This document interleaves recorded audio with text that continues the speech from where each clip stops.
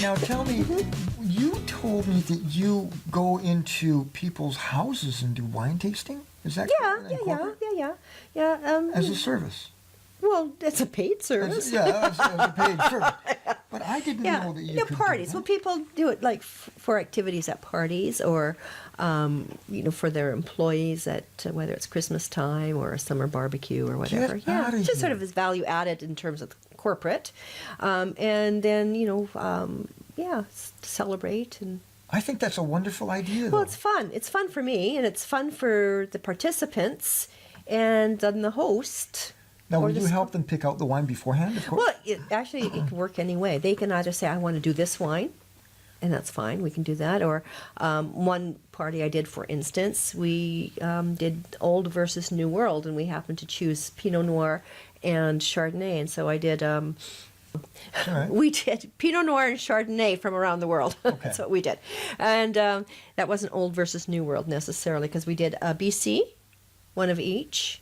We did a France, one of each. And we did a U.S., one of each. Okay? So just comparing the different styles, the different expectations. And I think what the Chardonnay that we used for the from France was a Chablis, and it was a relatively good Chablis, so it was upward of $50 for the bottle.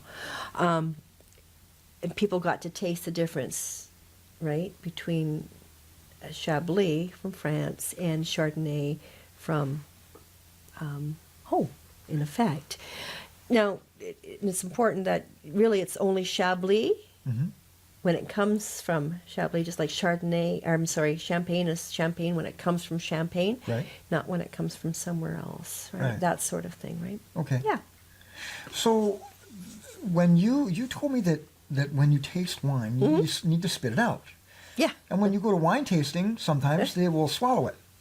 Oh, well, most people swallow wines. Yeah, but if you're tasting Yeah. wine all night, you're going to be half Oh smacked no! by the time you... If I were to recommend, if I were to tell people how to get the best enjoyment out of a big public wine tasting, Yes, that please. would be take a notepad and paper. Oh, let's even go back when you're getting ready to go. Okay. Oh, Do this is not put on exciting. any perfume. I Do really not like this. do not use scented lotions. And try not to brush your teeth just before you go or drink coffee just before you go, because you don't want your palate all sullied. So how do you prepare your palate before you go? You don't do anything. No? No. Just Yeah. don't brush Just your teeth don't and go and have don't coffee. do stuff. Yeah. Don't have strong flavors. in your Yeah, mouth. because that can really. So then you're getting ready to go, and then you pop. You have your notepad and your pen, and most big wine tastings or public wine tastings will probably give you a booklet to use and a pencil so that you can make notes. And then when you go, have a strategy, because you can see what wines are being poured. So now have a strategy.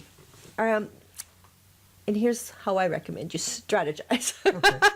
Do the white wines first, the the rosés second, and the red wines Last. third. Not necessarily, because there might be some sweet wines. Oh. And then you want to do those last. So we're going to go from light color to darker color.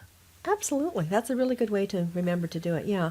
That way, because you usually get just one glass at a wine tasting. That way you don't have to worry about going back and forth between white and red, or whatever the case might be. Oh, that's good advice. Yeah. That's really good advice. So, and then you go up and you get your pour, and the winemaker or the agent or whomever is pouring will give you a short spiel on the wine, and then stand back. Step away so the next out of the person way. can come in. Be a Smell it. polite Canadian. Yeah.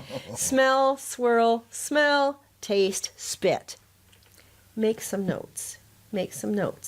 And you get just a little bit in a tasting glass, and that's fine. That'll get you 2 good swirls, and right? And then you can make little notes. Put a star beside it. Develop your own rating system, like ooh yummy, ooh yummy yummy, or whatever the case might Sure. be. And then so you go and you taste all the wines, and then go back and taste some more. Yeah. And then go get a glass to drink, But you're going to get more enjoyment out of it because you're actually going to taste wines. Yes. Yeah. So. Yeah. And if you overwhelm your palate, if you drink the wines, you lose your sense of balance after the Well, you fourth get or drunk. fifth. Yeah, well, that was a polite way of yeah, saying It's- you're going to get half snapped, and Yeah. you won't be able to grade the wines at all. No. Now, how do you clean your glass between? Well, every wine pouring station will have a jug of water. However, I depends on what the water content is. But if you rinse your glass out with water, a lot of times you'll have a chemically smell. And I prefer, just for instance, if you have to go back and forth between red and white. Yes. If you've just had a Cabernet Sauvignon, then you want to go try a Riesling, well, you're going to have to rinse your glass out. See if you can't just get a little dribble or two of the white wine in there, swirl it and dump it. And then, So it's more neutral? White wine is more neutral for well, you? it's not neutral, but you're rinsing it out with what you're going to be tasting next, as opposed to with water, right? Very good which will idea. either water it down or leave behind a chemical taste. It depends on the chlorine content. Sure. Right? So, yeah, that's what So I would do. That's what. if you're going to do water, distilled water would be the best, right? If you have to use water. So there's no... Well, yeah, taste? but it's Still. unlikely any people pouring wine are going to have distilled water there for you. And what about this Oh, smell well, with the honor? okay. So, it's the very beginning of my wine education. I had an instructor because you smell wines, and when you go to wine school, you have like 6 glasses of wine a night that you have to smell and taste and And write you went about. to this wine school? Yeah, it's WSET. WSET is the Wine and Spirit Education Trust. Nice. Okay, sorry. Yeah. So, oh my God, you get overwhelmed with all these aromas, like one's bleeding into the next. And she says, "Oh, just smell your elbow to neutralize smell your elbow." So, and that's what I do to this day. Yeah. Does anybody else do it? When you get Well, to I don't know if anybody else did it, but that's what I was taught, and I've stuck with it. Neat. Yeah. So this is kind of like a neutral, it brings your Well, nose it's just back your to body. neutral. It's just your body, and if you Your haven't got body. it perfumed, Yeah. you should be okay, right? So.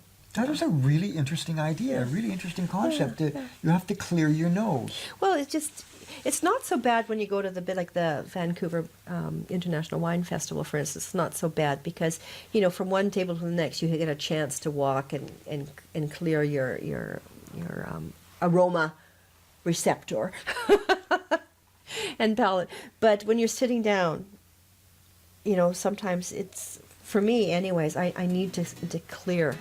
Oh, I don't clear my blame you. stuff, yeah. So, Absolutely don't blame you. but everybody's different. This has been so fast. I could talk about this all day, couldn't you? Well, yeah, I get kind of excited That's about why it. I love the passion. When I see Yeah. your eyes light up and Yeah, you say, yeah. and you got to listen to this, and you got to hear this. Oh, I just love Yeah, these yeah. stories.